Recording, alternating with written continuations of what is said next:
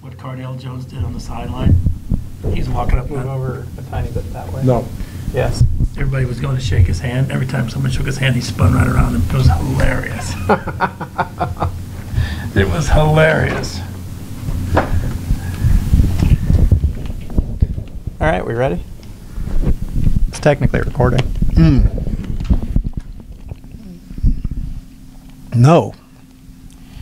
Oh.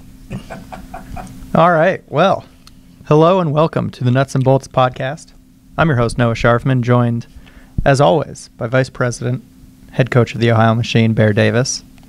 But today, joined by an even bigger celebrity, the HOF himself, the Godfather. The Godfather, that's enough. Do we have more nicknames for you? Oh, the longer he sticks around, the more we will come up with. Well, we're going to need a podcast nickname for him, for sure. Oh, that's coming. Joined. Do we make that up for by- him, or since he's a HOF, we let him make up his own? Oh, that's a good question. That is a very good Be question. approved by the boss, huh? The original coach, not head coach, but on the original coaching staff of the Ohio Machine, 4 years into this, Coach Bill Wolford. Thanks for joining us, Coach. Yeah, it's great to be here. We don't even have like any good music for that. I was thinking like with coaches. I mean, he does have also his mustache is going to get into the Hall of Fame separately at some point. Do you think there's a mustache Hall of Fame? But probably. I'm sure there is. And I was thinking like some Magnum PI, something with Tom Selleck, some kind of intro music like that. Some Metallica, like Enter Sandman, from Virginia Tech. That'd There you be go. Sweet. Well, as an OSU grad, I'm sure you can say Virginia Tech right That's now right. after the win. Absolutely. Talking about Cardale Jones, wouldn't you like to see him on a lacrosse field? Oh my God. 250-pound midi like that. That's a big boy. Yeah. Shooting a rock, yeah, that'd be fun. It would be. We have a couple guys that can shoot, though, yeah? One or two. I don't know if I like sitting in the middle. We're gonna have to work this out next time because I feel like I'm in a tennis match. You know, I'm going back and forth. I mean, we Let's just gotta have go people back. stop, visiting us in the office. Well, then we just put them on. That's really what happened. I mean, there was no plan for this. It just kind of happened. Just walk in and you're in the podcast. You're in. There we go. So Well, you properly introduce us 5 minutes into our babble. that's kind of not true because today, as we're recording this show, there was some big news for the Machine this year. We announced our 23-man protected roster, a move that pretty much happens a month after the MLL championship game every year. This is now your third time doing it, right, Bear?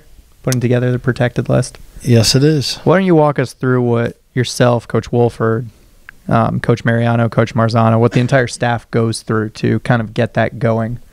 When the season ends, we have about a month to kind of build that outlook. What's your guys' process?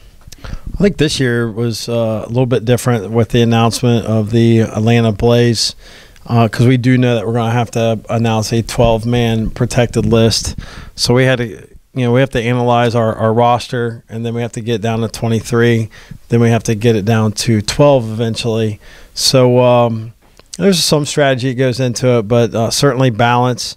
You look at guys, how the season went for them, what their plans are for next year. We had a retirement, so that opens up a spot. That kind of it's always it's good to see a guy that had a good career be able to go out on his own decision, and certainly when the guy makes that decision, it opens up a spot. So really kind of helps you with your 23 when those things happen like that. But we have to get a feel for where guys are moving, what their jobs are going to look like. That's a little different than probably other sports when they're doing their protected list, but certainly a part of our equation. And then we all talk and we send in the kind of a rank our guys where we feel like they fit in the organization, the future of the organization, and then everyone has a say, and that's where we make our list. Not saying this wasn't the case the first time you did this after the 2013 season, after the 2014 season either, but with so many guys that contributed this year to the roster that were battling for playing time, how difficult was that process this year? I think we had a couple guys that developed, that we were able to that we were able to get on our roster. We were able to see their development, but it's always like no one else really got to see their development. So I don't know if we feel like there's going to be guys that we let go that will be available in the supplemental draft that we can go back after and pick those guys up and continue to watch their growth through training camp. That's what you hope. You hope for 3 or 4 of those guys to fall through and you can pick them back up. So let's kind of attack the protected roster here. We'll go position by position. Naturally, the list I'm looking at is not broken out by position. So where do you want to start? Attack, goalie? Wherever you're the host. All right, let's start with the one I don't need to You're the count boss on. of this show. I mean, we're going to start in net. Huge surprise to everyone out there. Brian Phipps and Scott Rogers were protected. Can you walk us through that decision? I think he's talking to you, Coach. I'm not. Obviously you want to protect the guys that that we lean on heavily, and obviously Phippsy, played very well, and what Scotty Rogers gives us when he's not playing, just from a leadership role. Those are 2 guys that we want to hang on to. Yeah, that was kind of a softball question for you there. Well, that's why I passed it to Coach. I didn't want to, Hall of Famer gets, all these. He gets the easy 2015 ones. team MVP and Brian Phipps, 2015 unsung hero and Scotty Rogers. They accounted for, I believe it's 40% of our team awards. There you go. Probably a good place to keep them. I mean, those guys mean so much to our team, and both on and off the field, like Coach touched on, and those were some easier decisions, that we made. The end of the season, we had 1 face-off guy on the roster. He ended up being our breakout player. I'm actually going to go to Coach Wolford on this because I want to hear about the relationship you and Greg Piskolchin forged throughout the season. That it worked out well. Greg he's a different bird, and he works like a dog. I mean, I don't see too many people that work as hard at his trade than he does. And for what he did, I mean, going back to our game at home with Long Island and how he faced off and how he dominated, I'm not sure how you wouldn't want to, keep that guy around. We worked well together.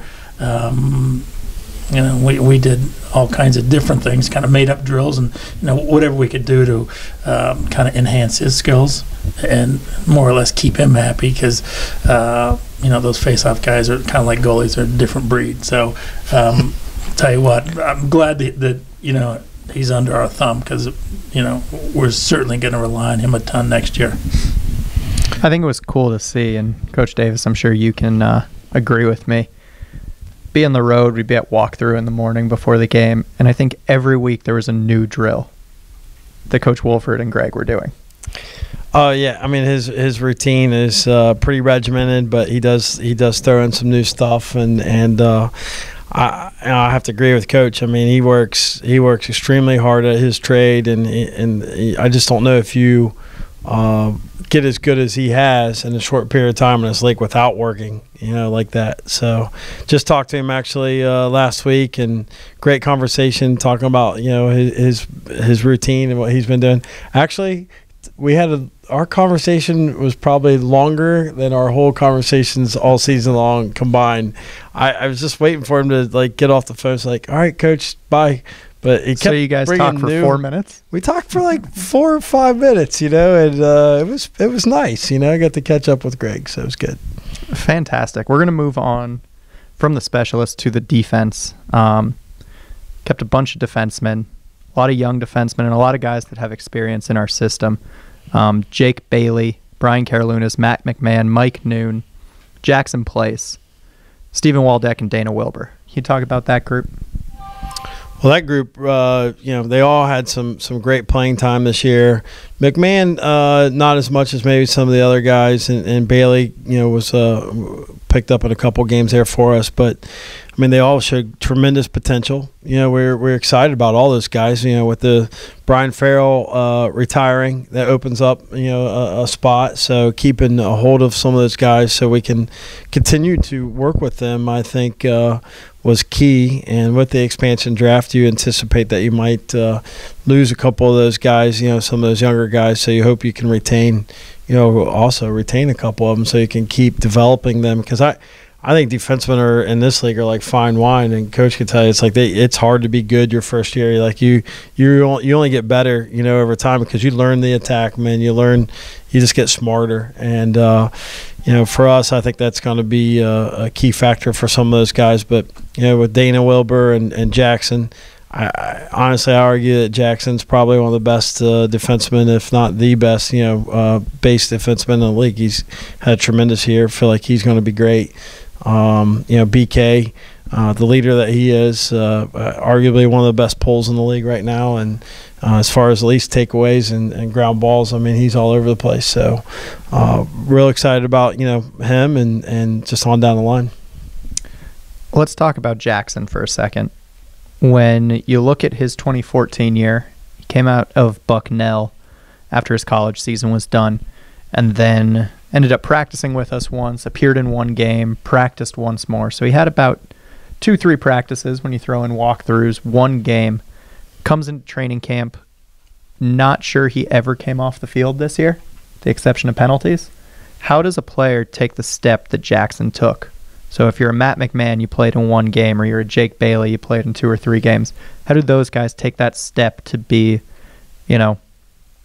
maybe not the type of defenseman that's going to get mentioned with the bigger names, the why am I blanking? Joe Fletchers, the Scott Ratliffs, the guys that are going to get the recognition on the All-MLL team.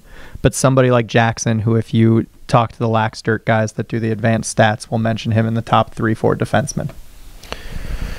It's hard to say, because everyone's training regimen is so different. I think defensemen I think that's probably one of the hardest things to train for because it's so reactionary of a thing to do, where offense, you're dictating what you do.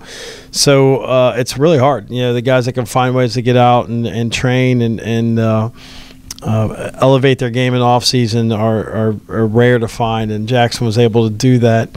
And with him, the game he played in 2014, he'll tell you, was not great. It was not a great showing. It was average at best, and I think that motivated him tremendously. I will tell you, the one thing that we did notice and we talked about was the fact that his feet are so good. Oh yeah, his quickness, his ability to recover. We saw that right away. This kid's got some potential, and I think just continuing working on the little things of the game, particularly the footwork, which, in this league is everything. I think that's probably the biggest thing that, at least that I see, that kind of differentiates Jackson from a number of defensemen. Oh, absolutely. And I think that's what he did show in that game when he played in 14, was that he has all the athletic ability. And it's just hard to come into a game, especially like mid-season, and I think we had, playing against New York, who's not easy. So, there was a lot of things that, you look at it and say, okay, given the circumstance, we want to give him another shot, bring him back into camp. That's a perfect Matt McMahon kind of example. Matt McMahon played on June 20th. I think we had 3 Poles making their debut for us. Oh, absolutely. Yeah, no doubt. And I think he's going to be great, in the league. Several guys who got a couple games they could be very well make that jump like Jackson did, without a doubt in my mind. Some good players there. So we're going to move on to arguably the loudest group of guys on the sidelines. They typically are not categorized as a group. They get lumped in with someone else, but I think that they deserve their own section right here now. Talking about our defensive midfielders. Anytime you put Dominique Alexander, Jake Bernhardt, and Dan Groot first, second, and third in the substitution box, you're going to hear it from them, aren't you? Yeah, it's kind of like the Bash Brothers, isn't it? Almost like to some degree. If they're not talking smack to someone on the field, they're talking smack to each other. They're talking smack to Coach Dom. I think Coach Dom takes most of it. From standing on the sidelines a couple times, I think that there's nobody in this league that wants to see the field more than those 3. Yeah, those guys are fun. They bring so much energy, and I think that their competitive drive and not just against, like I said, even with each other, like within our team on practice on Friday night, no one comes out ready for a challenge, more than those guys, and they're kind of a loud but quiet group. At the end of the game, you heard them behind you the whole time, and you look at a game when we have a great game all the way through, you can look back and you guarantee that those D middies had great ground balls. They stopped, made some great stops. They cleared the ball, pushed it in transition. You can just go through and you start watching the film and you're like, wow, those guys were the difference in the game. Their personalities match the position when you consider what the D middies do. They're always on the run, very aggressive, and super competitive. It's like these are the perfect guys for us. I think it's a compliment when I say that the first two guys to tell me that dinner was bad on the road are Neek and Groot. Neek will occasionally tell me when barbecue's good at home and then remind me it was his suggestion, which is also that's Dominique. Would Neek take credit for something? I seriously? Yeah, we've been working on it. His level of humbleness is kind of wanes whether his shot's on or not. Right? There you go. That's a good point. So we'll move into, I think, the sections that our fans are probably real familiar with. Let's talk about the midfielders. Peter Baum, Kevin Cooper, Kyle Harrison, and Tom Schreiber. Is that his name? Schreiber. How's that group of offensive middies? They're okay. They do all right. They can hold the fort down. That group was, again, it goes back to some of the easier ones. We felt like they've been a core midfield group for us for the last couple of years, and they complement each other very well. What they do, and we have some diversity there. Pete towards the end of the year was playing a little attack for us, and that's an area that we could see him stepping into that role a little bit more, and each guy finding new levels in their game, and it's been fun watching Tommy's game blow up this year and balance between his assists and goals, and Kyle still works on his game like he's a ninth grader at Friends. Like he still has that same energy and drive to get better, which is exciting, especially when he's got all these young middies around him who, if they see it in him, it bleeds over to them too. I think what you're talking about with Kyle's twofold, because you'll see Schreiber and Baum gravitate towards him, and they'll carry their stick to practice and leave their bag in the hotel room because that's what Kyle does. And the post-practice ice baths with Schreiber in one and Harry in the other, like they're really taking the lead from that captain, and you could see it on the field with how balanced Schreiber's season was too. It's really kind of indicative. You look at Harrison's last year at Hopkins when he won the Tewaaraton, he was just balanced across the board, taking face-offs, goals, assists. So yeah, no, it's definitely a good combination for us. So we kept that unit tight here for the 23. I wouldn't want to have to play against them because I think the matchup is a nightmare. And I would have to say what Kyle has done on the field and particularly off the field, his leadership role, just with the number of things that he has done, in particular with my nephew, with the situation we had when he invited him in the locker room and gave him everything he gave him. It just kind of opened up, and what a great guy. I'm glad we have him. Next year, I'm not letting Kyle vote for captains because Kyle's the only reason Kyle has not been a unanimous vote. Not surprising. Right. Yeah. And when we asked for their top three, he's won on everyone else and not listed on his.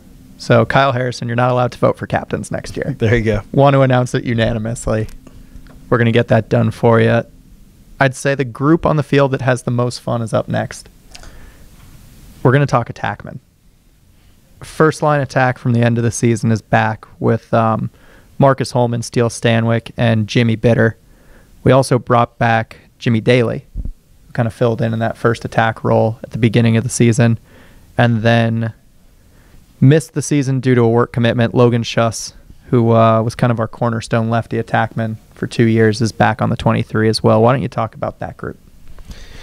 Well, those 5 guys are all, I mean, high quality, attackmen, and they all have a little different game too that they bring, and certainly, we kept I felt a pretty good balance of those guys. I mean, Jimmy was very productive in the games that he played in, and ran through the midfield a little bit for us. It was unfortunate that Logan, with his work commitment, could not play with us this year, but we were able to find some other guys that could hold down the left spot, and being Jimmy Bitter, who jumped in and had a great year with us, and we're excited about his future, with the machine. And, of course, Steele and his vision and what he brings to the table and leadership is second to none. And Marcus again had another high energy, just holding down, the crease area.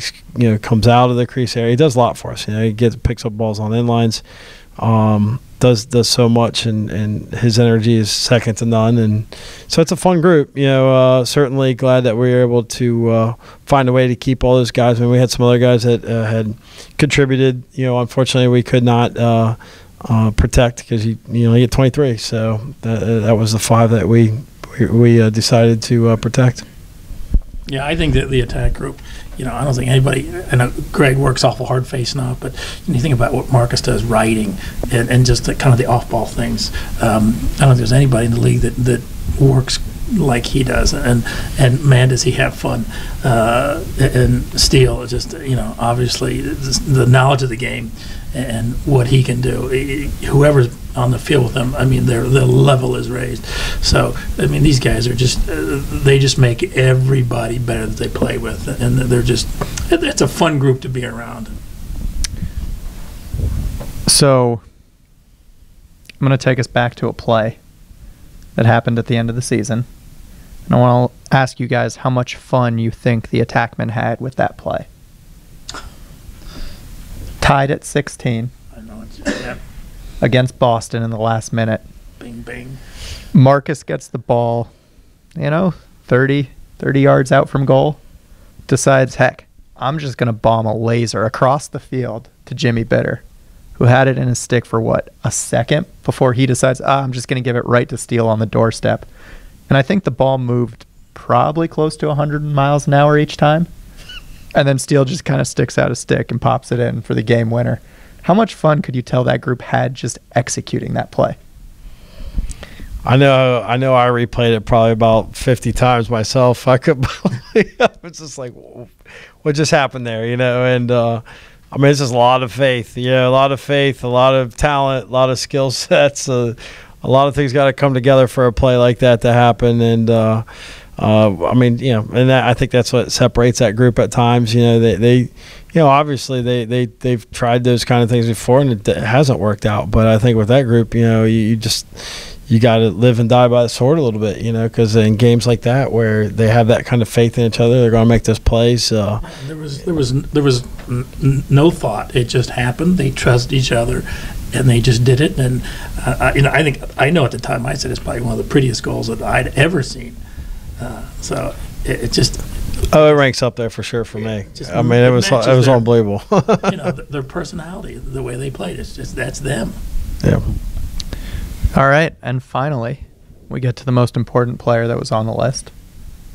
You actually didn't put him on the list, but congrats. You kept me as the operations manager.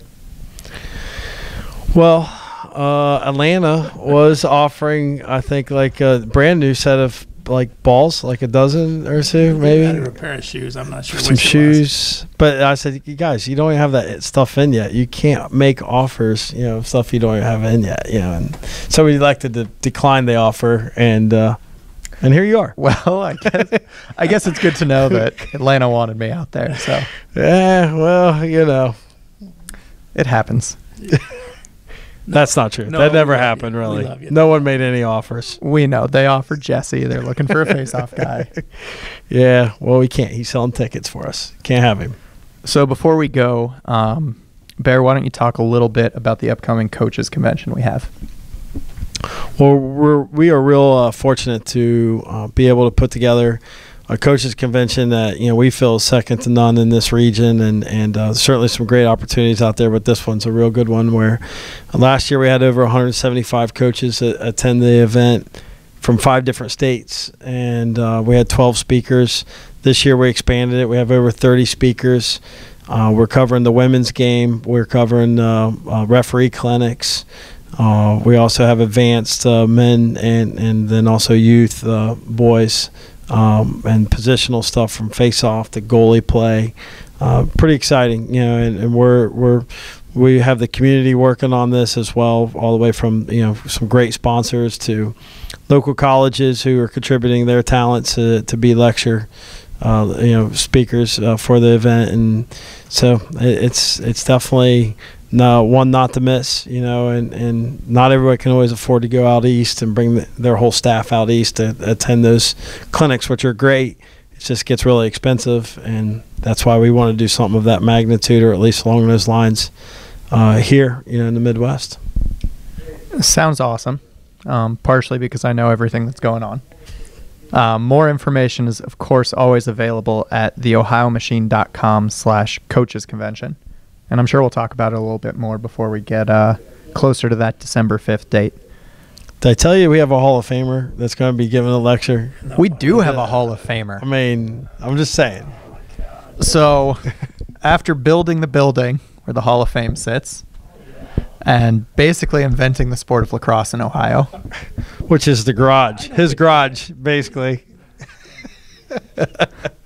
Coach Wolford was... elected to the Ohio Lacrosse Hall of Fame, joining brother Teddy. And there's 20 state championships between those two, right? Isn't that right, Coach? Teddy's got 19. I got 1. Yeah, I know. Combined, these guys killing it. Well, I know that I'm new to the area still, or moved here a couple years ago, and when I started learning about lacrosse in Ohio, it's the Wolfords. It could be because the Wolfords were telling me about it. All those long plane rides to Denver. Let me just defend yourself. There were obviously people that taught us, and I think when you think about the godfather of lacrosse in Ohio, you got to think about John Gallipo, who got that program going at Worthington, and CG, Chris Gallagher, who followed in his footsteps and has done so many things. So I don't deserve credit for that. Those guys, they're the ones that really kind of got it going, and we were just lucky enough to be at the right place, the right time to kind of continue the great tradition that we were lucky enough to be involved with. So. No, that's how I felt when I got this job. I was like, I'm really going to be working with a guy whose first name is Bear. Yeah, right. No, I've been pretty fortunate to be able to be a part of the growth of lacrosse in Ohio growing up, and obviously I actually was a player when Coach was at Upper Arlington as a head coach, and then took over the Kilbourne program. So I a lot of respect for him and Teddy, who then took over at UA, and CG, who was at Thomas at the time, and some of the guys he had mentioned. And we got a lot of great guys up north in Cleveland and Cincinnati that have been, anchors in those areas and growing the game. And it's just it's pretty cool. And we've been getting a lot of those guys, I think we're with the convention and the Ohio Machine, been able to stir that pot and get those guys back involved. Well, not that they haven't been involved, but over time it gets hard. It grows. There's new people that come up, but it's been good to be reacquainted with some of those old faces. Old faces. Well, I mean, not Coach Wolford. Not Coach Wolford. I mean, not at all. Well, Coach Wolford, congrats. Old man, young face. We still owe you that raise now that you're a Hall of Famer. Yeah. And I'm not gonna hold my breath. We'll get a round of golf in to celebrate. That I can deal with. I think I got keys to 2000 Toyota Corolla I can let you borrow if you need some Jolly Rancher. All right. Now that you see what goes on here in the off season, Coach Wolford, thanks for joining us. Bear, you kind of had to, but thank you anyways. Still don't have a name for him. I mean, he's got all these nicknames, but we have to, That's fine. The HOF. Yeah. All right. He's the Hoff. Fair enough. All right. We just, when he's not here, need a picture of David Hasselhoff. Unrelated, but I still think Magnum PI music would be perfect for his entry. all right. Now that we've clearly ended on such a high note, thank you guys for tuning in. We will get together and do this again sometime soon. For now, for Coach Wolford, Bear Davis, I'm Noah Sharfman. Thanks for watching.